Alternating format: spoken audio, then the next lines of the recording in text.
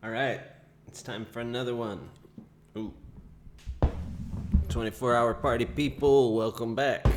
We are having another episode of talking about Shambhala. And that's what we're doing today.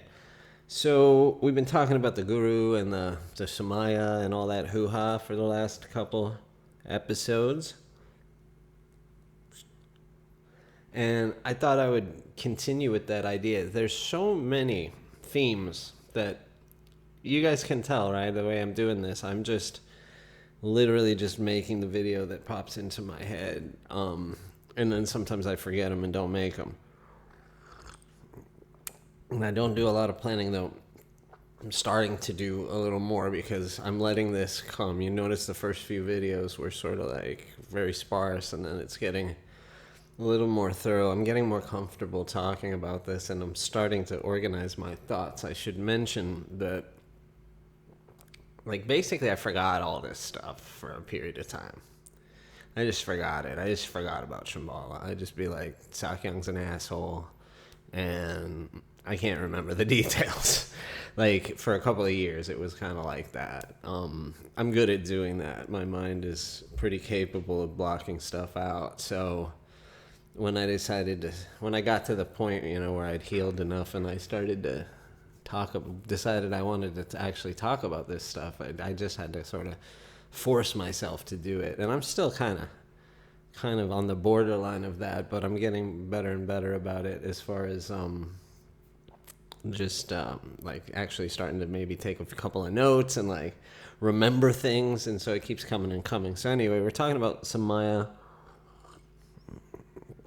and the guru and the hoo-ha and all of that. And I haven't talked about the Sakyong specifically, too directly yet about like his personality and stuff. I'm probably going to let that wait. I don't even know if I'm going to do that. I'm not sure how far I want to go into that sort of stuff. Because that really leans me digging up a whole bunch of really probably my own personal experience. I'll probably have to expose a ton about myself to be accurate, and I don't know if I'm up for that just yet, and I don't know if you deserve it. But you guys know, I think it helps for this information to be out there in case you're thinking about becoming part of the lineage of Sakyongs. Shambhala, who knows what they're going to be in a year or two. I have no idea, but I bet you in 15, though, it'll be back into one organization if they keep this up, which is also why I'm here. Hey, ladies and gentlemen, stay away from Shambhala. So anyway, we're talking about the guru and the hoo-ha of that. And so, those of you who think of Buddhism as like whatever Zen or like, whatever cliches of peacefulness and mountains and like, non-hierarchical monks and that sort of thing that kind of like might be your imagination of Buddhism. Tibetan Buddhism ain't like that. And Tibetan Buddhism is the Buddhism that has a guru, because there's not really a guru in like Zen Buddhism and Mahayana style and like Theravadan Buddhisms. There might be a teacher, there might be like a head monk who's more in charge of keeping people in line, but it's not like this huge hierarchy. There's a certain amount of seniority and things like that, but it's not like you don't have a vow to a person like you do in Tibetan style tantric Buddhism. So you're supposed to see the guru kind of in certain ways. And it's kind of interesting, the way this doesn't make any sense. And remember last video I was talking about, if you think about any of this stuff enough, it doesn't make any sense. Now, granted, it took me like 20 years to figure that out, but because it's like I said, it's very clever. But so the guru situation doesn't make any freaking sense, and here's why. Very simply. So, okay, this is where it gets weird, right? Because the guru is a human. The guru is a human being, but the guru is also perfect because he's the perfect guru. But the human being can be flawed while the guru is perfect. So that's like one of the outs. That's the one that the Sakyong's trying to use, right? is people don't know how to separate the teacher from the person. And like, it's like, and that's supposed to be like a Western deficiency, but it was never really taught as like this separate thing. But however, there was this idea that in the Dark Ages, even the teachers will have flaws. The perfect teachers will have flaws. And of course, it's always the Dark Ages. It's always the Dark Ages. It's never not been the Dark Ages. And it will never not be the Dark Ages until Shambhala comes, which doesn't come, right? Not going to happen. So we can talk about the prophecy maybe some other time. But so it's always the Dark Ages. And so that means the gurus will always be flawed, but they need to be seen as perfect. So this is one of the things that I didn't mention about the Samaya because it wasn't a main point. But part of the Samaya vow is seeing the guru and the guru's actions as perfect, right? And this is also what causes the problems of accepting abuse, because then you're like, well, he hit me because my ego needed to be hit, not because he's a vindictive prick. Or whatever other things he did, like, you read this, any of the sexual stuff, any of that. Because the sexual stuff is more like giving in to the guru's desire, because you have to because the guru is like, even though they're flawed in the Dark Ages, right? Because they're flawed, but they're still so enlightened that they could just poof up into the Dharmakaya at any moment. And the reason why we have to give them fruit and chocolate and sex all they want is because we use that sexy desire to anchor them in the Nirmanakaya, which is our world,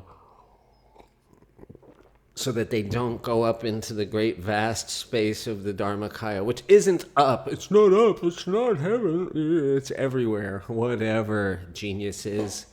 It's ridiculous. It's like, so literally this guy so some other people tell you, this guy is really special. And in order to keep him here, to save you, like we talked about in the last video, I bet I'll put a link somewhere. In order for him to save you, you got to keep him here. And in order to keep him here, you got to give him sex and chocolate.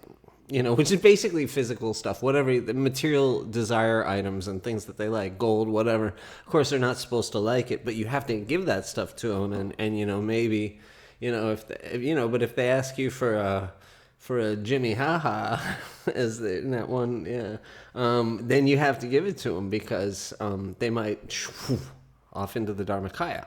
Okay, so that's kind of an aside. But so that kind of sets up the whole situation, right? And you're already desperate because of what we did in our last video. So, but the thing is, even though the guru is imperfect, he's perfect, right? So, because everything he does, this is the crazy wisdom BS, which is a particular Kagyu Nyingma BS. The crazy wisdom. It's a special Padma. Actually, Padmasambhava, I guess, is like universal BS. So the crazy wisdom BS is the idea that every action that the teacher does, no matter how outrageous, they love the word outrageous, no matter how shocking, no matter how seemingly harmful, that's all that happened here, folks. All those reports you read, seemingly harmful. And that is why the Sakyong to this day thinks he has done nothing wrong. Well, that's not the reason why. That's the justification he uses to think that. It's the reason why is because he's a fucking narcissist. So what we're talking about? Yeah. So the teacher who's not perfect is perfect, and every action that he does is, and it's almost always he or that one girl, but every action that he does is a teaching, and it's completely perfect. Now we got that going on, right? And then the next thing is that the Vajrayana, the tantric teachings, now those ones that we just talked about, that start with the pointing out instruction and that result in worshiping the guru, those are the highest teachings. The method of visualizing yourself as the perfect deity and the perfect guru on the Trinity level, it's crazy. What the hell? Why is that better?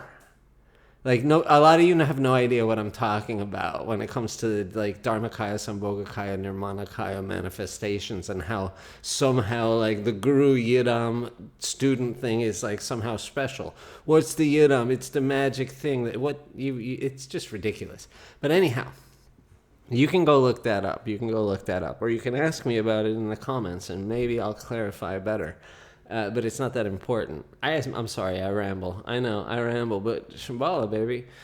I'll be more focused later. I promise. Okay, perfect teacher, perfect guru, right?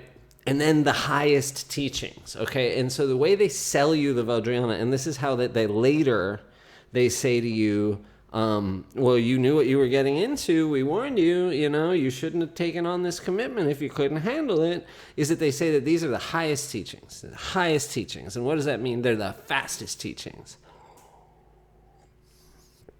Quickest path available to enlightenment. One lifetime. Bazing. But that's not true either, by the way. They later on, they tell you that's not actually true. This is just the Vajrayana lifetime is just the last lifetime, but it might be one of many, and it's one. It's ridiculous. It's like you've never seen the Dharma before, and you can find Vajrayana in one lifetime, but they don't even believe that. That's bullshit in their mythology. But anyhow, so that's the idea. It's the quickest path. So it's the quickest path. It's also the most dangerous path. Why is it the most dangerous path? Because the method is so direct. It's easily misunderstood. Again, they're just setting you up. Because now anybody that does anything, they'd be like, oh yeah, he misunderstood, right? They just set that up. It's perfect. But here's the fucking problem. Remember on that last video, I mentioned that the Samaya, this is why I wanted to talk about this. When I mentioned the Samaya, that the guru will suffer if the student doesn't keep the Samaya.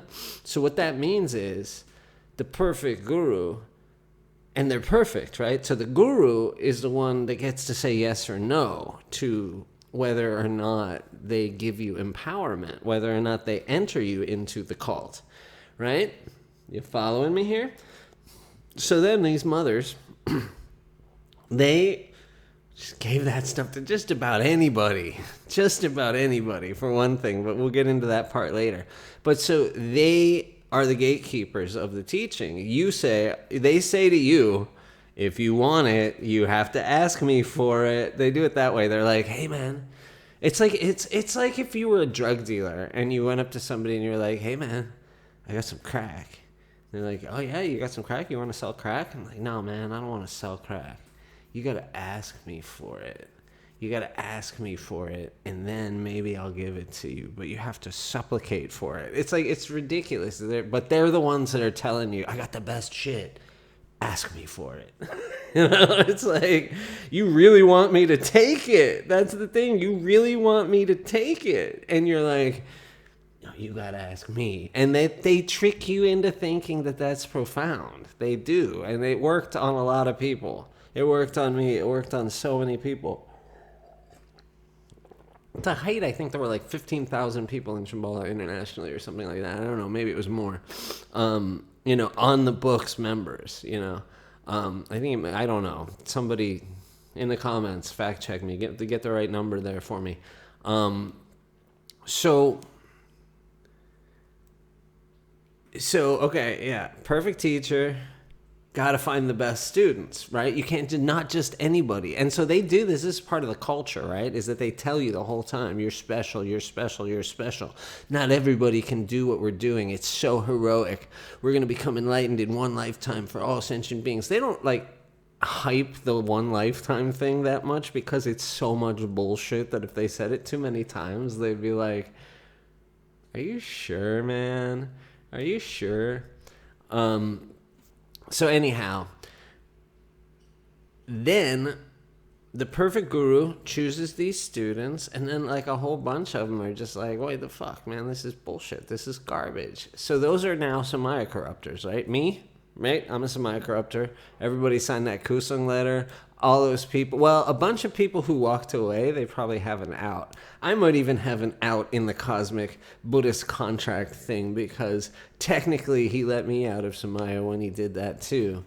even though I had already, but like, so who knows, and then there are some people who they even say, well, Westerners are incapable of really breaking Samaya because they're incapable of understanding it, and so why are you here peddling your wares then? Why are you here peddling your wares if the students can't even understand it? So whatever.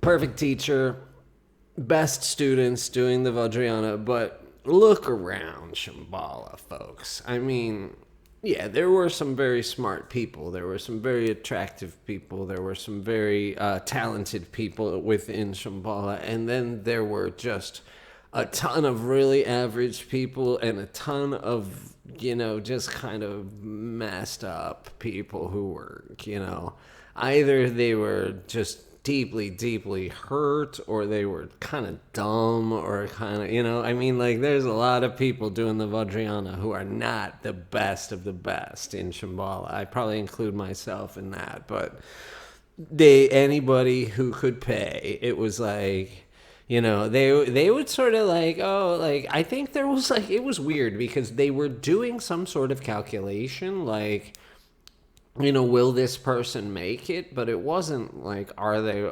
among the karmically apt, magically karmically apt people for this practice? It was, are they gonna go too crazy, and not be able to like sustain and keep giving us money, and that's just the money people. But like, we'll talk about the labor extraction later.